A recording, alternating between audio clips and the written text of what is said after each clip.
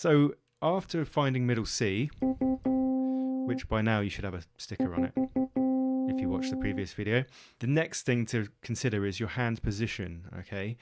I can't get the camera to look at me and the keyboard at the same time, so I'm just going to describe how to sit. You should be sitting up straight. Your arms should be fairly relaxed and straight to the keyboard.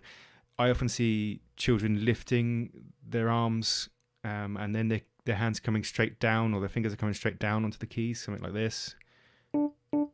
That's not how we play the keyboard. And then we end up doing this kind of thing. That's really common. The other thing is going the opposite way and being too low, and then you're right on the edge of the keys here.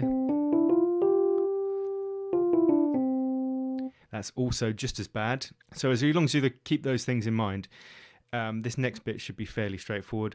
What I'm doing is I'm putting my thumb on middle C. I'm calling this C position. So middle C. And then I'm doing a warm-up exercise, which just goes through every single finger. Now, as I said, when you do this, your hand shouldn't really move.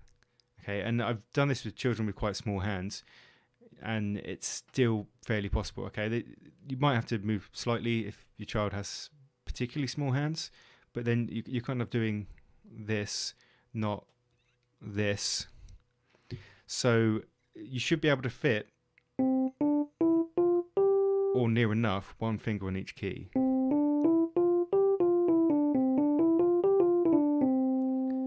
And this is also how we number the fingers. So we start with the thumb. This is finger number 1. Not technically a finger, but it's number 1. And then we go 1, 2, 3, 4, 5. So if we were to play something like this, I'm going 1, 3, 5, because otherwise you end up like crossing your fingers and get into trouble when you try and play more complex things. The piece of music I like to use for this one is When the Saints Go Marching In. So that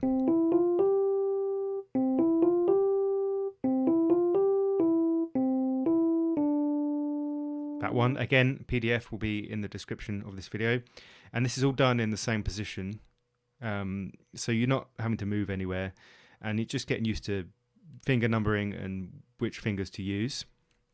Incidentally, finger numbers will be on the sheet, so you know which fingers. So we're going 1, 3, 4, 5. Okay, I don't want to see or don't want to hear of people doing this.